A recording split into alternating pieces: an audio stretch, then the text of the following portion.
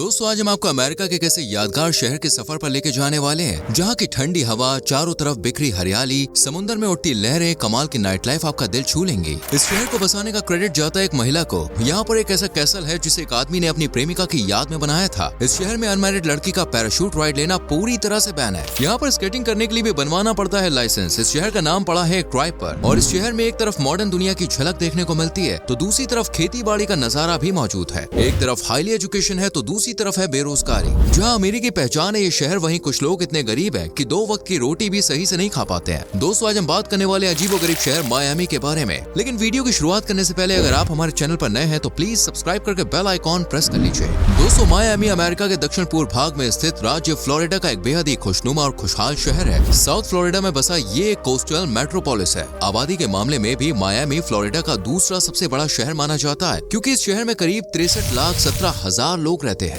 143.1 square kilometre के दायरे में फैला ये शहर लोकल के साथ साथ टूरिस्ट के लिए भी खास महत्व रखता है। इस शहर में घूमना तो भाई कई लोगों का सपना है। यही वजह है कि हर साल मायामी में करीब 1,40,00,000 लोग यहाँ के खूबसूरत नजारों का दीदार करने चले आते हैं। यहाँ पर चाहे मौज मस्ती करने वाले आए या फिर सुकून तलाशने वाले, हर किसी के लिए भाई खास इंतजाम है मायामी शहर में। मायामी में ही अमेरिका की तीसरी सबसे बड़ी स्काईलाइन मौजूद है, जिसमें करीब 300 से ज्यादा ऊंची इमारतें देखने को मिलती है। लगभग 68 बिल्डिंग्स तो 491 फीट ऊंचाई की मालिक है, जबकि दूसरी 400 फीट से ज्यादा की ऊंचाई रखती है। अगर मायामी को ऊंची बिल्डिंग्स का घर कहा जाए तो ऐसा कहना बिल्कुल भी गलत नहीं होगा। मायामी की बात चल रही है तो आपको बता दें, मायामी के नाम के पीछे भी इसके इतिहास से जुड़ी एक कहानी है। मायामी कई ट्राइब्स का घर रहा है और इन्हीं में से खास और बड़ी ट्राइब थी मायामी ट्राइब। इस जनजाति के लोग 16-17वीं शताब्दी में यहाँ अपना रहन सहन करते थे और इसलिए इस शहर को नाम दिया गया मायामी। शहर का इतिहास भी बड़ा ही दिलचस्प है। दरअसल दोस्तों मायामी पर यूरोपियंस की छाप पड़ने से पहले यहाँ पर टेक्वेस्टर जनजाति के लोग का बसेरा था और इस जनजाति ने करीब यहाँ पर 200 सालों तक राज किया। ऐसा बताया जाता है कि 500 से 600 ईस्वी के दौरान मायामी नदी के मुहाने पर एक गांव बसा हुआ था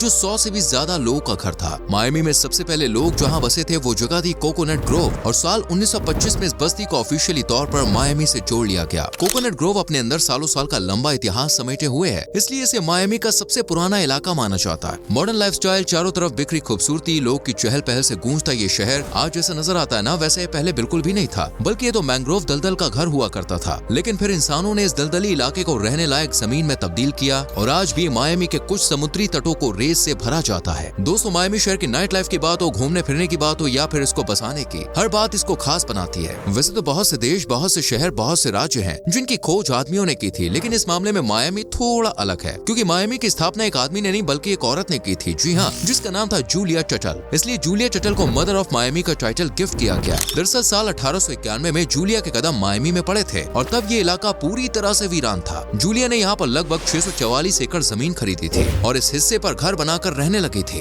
वक्त का पहिया आगे बढ़ा और देखते ही देखते जूलिया के अलावा यहाँ और भी लोग आकर बसने शुरू हो गए और जिस जगह पर कभी सिर्फ इकलौता जूलिया का घर होता था, वहाँ पर पूरी मायामी बस्ती बन गई और फिर शहर बसता चला गया। 200 बर्गर का नाम सुनते ही मुंह में गंगा जमुना बहने लग जाती है ना, लेकिन क्या आप जानते हैं वर्ल्ड फेमस बर्गर किंग का पहला रेस्टोरेंट कहाँ खोला गया था? वही वो जगह थी मायामी। साल 1954 में इसे अच्छे दामों में खरीद लिया गया और इसे नया नाम मिला बर्गर किंग। और फिर कुछ समय के बाद मायामी में पहला बर्गर किंग फ्रेंचाइज खोला गया और इसका सबूत है मायामी डेड कंट्री, जहाँ आज भी बर्गर किंग का हेडक्वार्टर मौजूद है। खाने की बात चल रही है तो आपको बता दें कि मायामी के लोग खाने के तगड़े वाले फैन होते हैं और मायामी की कुछ इतनी लजीज और फेमस डिशेस हैं जिन्हें मायामी वासी सुबह हो या शाम, दिन हो या रात, हर टाइम खाना पसंद करते हैं। इनमें सबसे पहले नाम आता है चिचारोन का, जो बड़ी ही लजीज टेस्टी से भरपूर डिश होती है। इसके बाद स्टोन क्रैब्स, अरेपा, क्यूबन सैंडविच, मोफोंगो जैसी एक दो नहीं बल्कि तमाम डिशेस हैं जो न सिर्फ यहाँ के लोग की पहली पसंद है बल्कि टूरिस्ट की जुबान पर भी खूब चढ़ी रहती है। खाने के अलावा पीने में भी मायामी के लोग काफी आगे रहते हैं और यहाँ की सबसे फेमस ड्रिंक है क्लासिक मोजिटो। इस कॉकटेल को रम, शुगर, लाइम, मिंट और सोडा वाटर के साथ बनाया जाता है और जब ये पेट में जाती है ना तो बाहर एक ही बात आती है, वाह भाई वाह,